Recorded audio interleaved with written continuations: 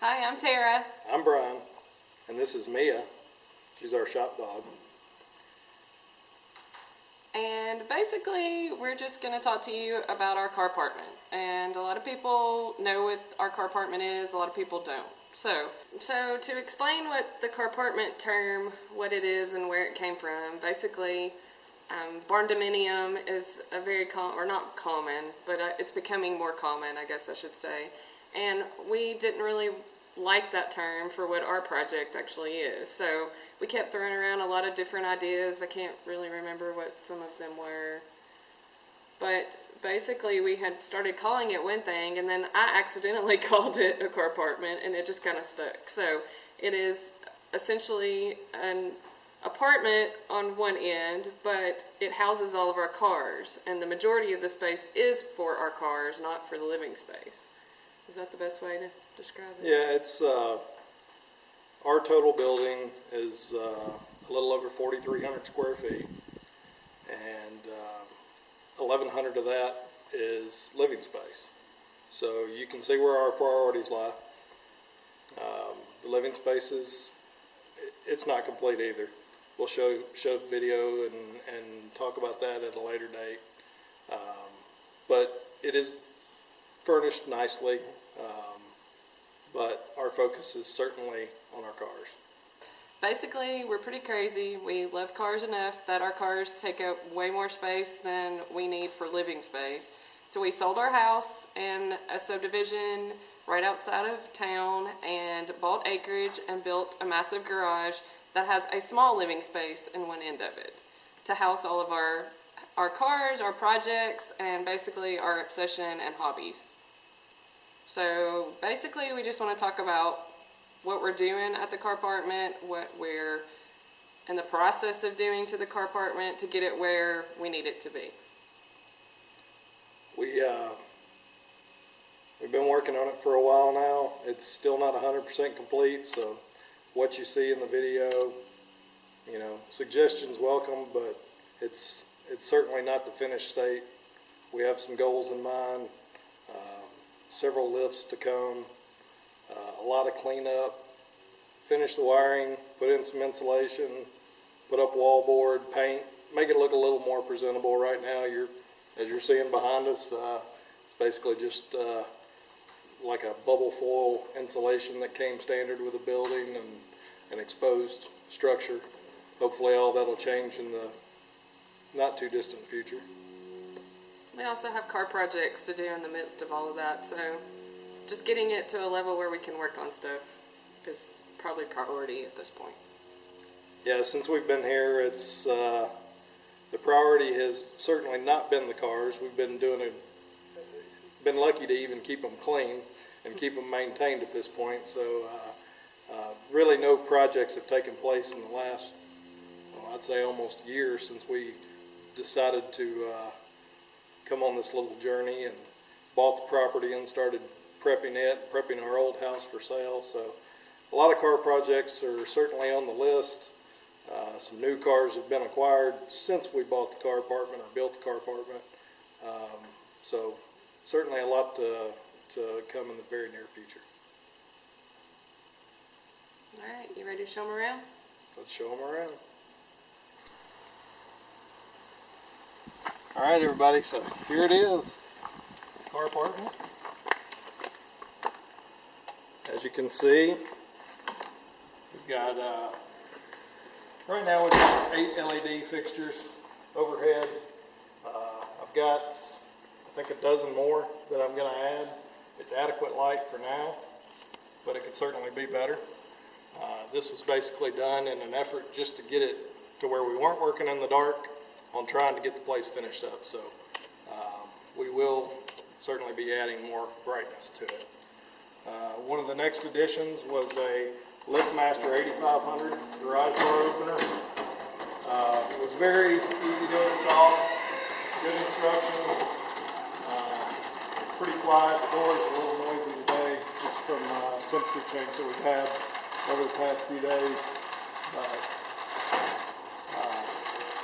That's been a good addition because getting in and out of the cars every time when you wanted to leave was getting to be a bit of a pain. basically we should show you our cars and also, of course, keep talking about the Carpartment, but we kind of have our cars segregated for the moment.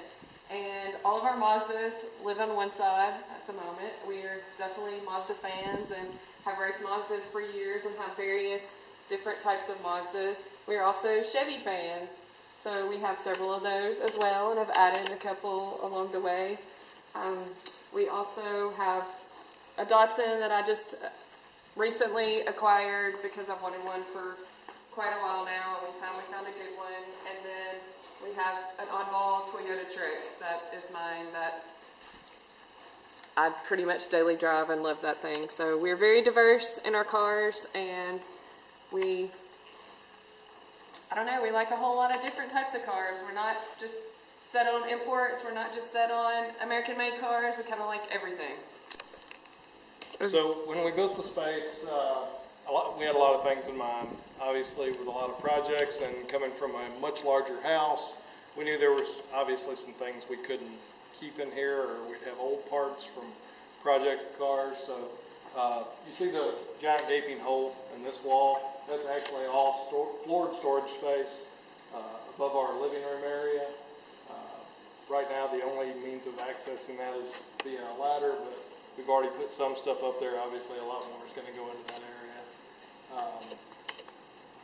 We do have our washer and dryer and water heater out here, small utility sink, so I don't have to go inside and funk up the sink in the living area. So it gives us a chance to wash up out here. You can see scaffolding, that's for ongoing projects, hanging lights, finishing wiring, whatnot. We do have a tire machine, so we can mount and balance our own tires. Actually, the balancer's not here right now, but it's just a small bubble balancer that we'll be using for the meantime until we get a much better balancer, hopefully in the future. Shelving, where it's sitting, not its final resting place at this point. Still just trying to get layouts figured out. Got a small air compressor over there. Again, planning to have a much larger air compressor in the future and pipe the whole building. The air compressor will eventually be moved into the back room back here. You can see through this door. There's also there's a space in here. I won't bore you with the details of it, but it's pretty packed to the gills right now with overflow stuff. But that is a 12-foot by 20-foot area. We keep our lawnmower in there, lawn tools. I wanted to keep all the dirty stuff separate from the cars. As we work around, you can see nothing's kind of in its final layout. We do have a plotter where we can do our own vinyl graphics. The ever important beer fridge, which maybe it'll grow in the future too, because you can't ever have enough beer in a garage this size. A couple of electrical panels. Basically, the power coming into those panels, the one on the left-hand side supplies power to the living space, and the one on the right-hand side is for everything out here in the garage. It's 400 amp service, so we got all the power we'll pretty much ever need. Okay, so the building is actually a pole barn. It was constructed in a little different manner than most pole barns. Most pole barns, they actually take the 6x6 posts, which you see all around, and sink those into the ground. We did a little different approach because it's very rocky out where our property is, and we knew that they would hit rock when trying to sink those posts. So we poured a concrete pad first, and in doing so, you can see we finished that off with a gray epoxy. It's very dirty right now. It needs to be mopped, but hopefully that will hold up well and enable us to mop up spills and such quickly. But the pole barn construction, it is on the outside. It's just a metal building. It does have all the wood construction. We did mention the plywood insulation that is up there. It's pretty minimal. The living area is fully insulated, actually insulated very well, and our electric bills are remarkably low. But in the future, as I mentioned before, we will finish off by finishing out the electrical in here, insulating, and putting up wall board on all of these walls.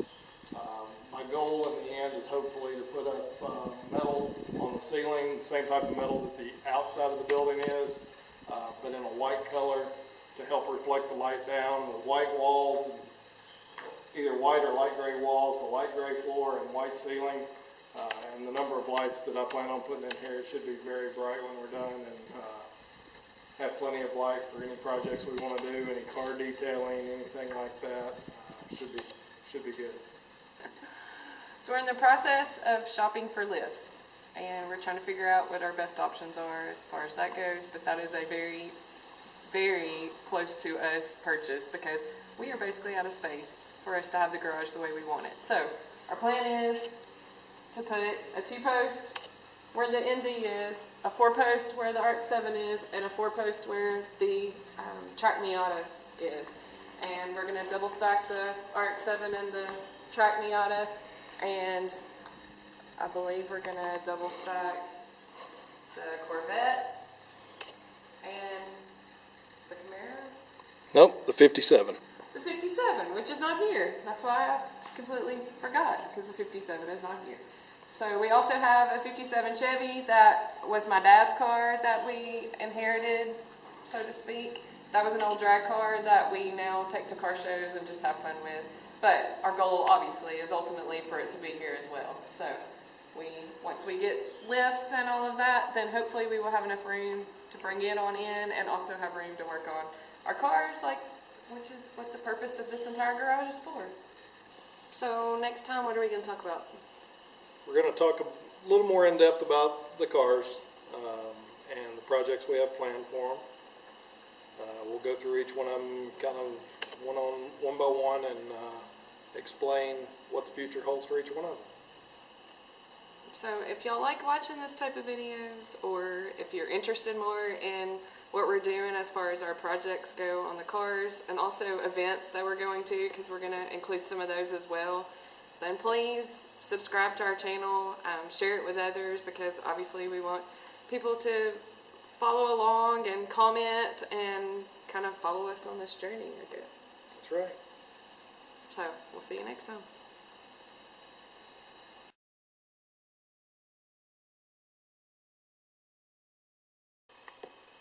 You're Tara, I'm Brian. You're a smartass is what you are.